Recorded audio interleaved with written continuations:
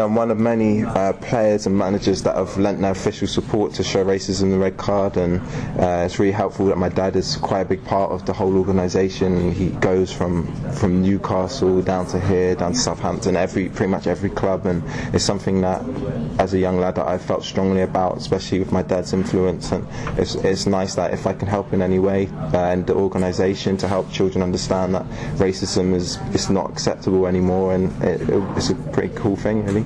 They started off a little bit, as kids do, a little bit nervous, but as the event went on, they were so enthusiastic, and some of the questions were great. If we could have been here till next week answering all the questions, and you know, the key thing and the reason why we're dealing with young children at year 5 and year 6 age is because obviously you're not born a racist. Racism is created, and it's created in young children, and so if we can touch them in a positive way, and basically not really change their minds, but just reinforce what they already believe in anyway.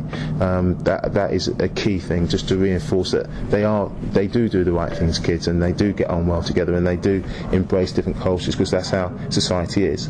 I think we're doing everybody a real service. I think the younger the better. There's a comment in here today that I don't think children when they're born are inherently racist. I don't think it's a natural thing. I think it's a trait that's learned through role models and through society, and if you can socialise children from a young age to behave in the correct ways, behave in the right way towards each other, you'll see the benefits in the long term. So every player who played around in the 80s and the 90s will tell you exactly the same. They had the same story to tell, because it was an accepted part of football there. People used to buy fruit before the game to throw at you outside the ground. That was how it was. It wasn't nice then.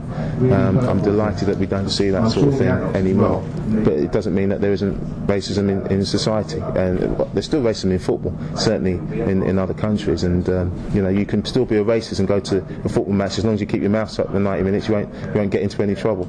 But what we want to do is deal with the wider issue, which is that one of society, and there's still some horrible incidents that do happen where people have lost their lives, and we want to make sure that these things happen again.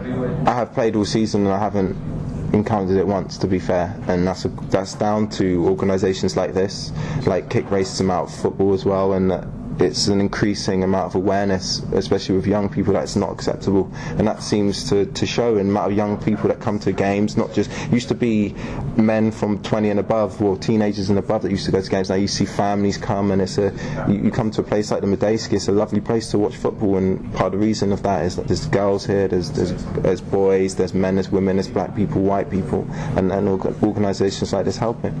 Just to be nice to each other. Like, it's simple, really. It doesn't matter what religion, what race, how old, how young you are, if you're a man or a woman. It's just treat each other with respect, and everything after that follows, and I think if everyone treated each other with respect and dignity, then we'd have a much better world to live in, really.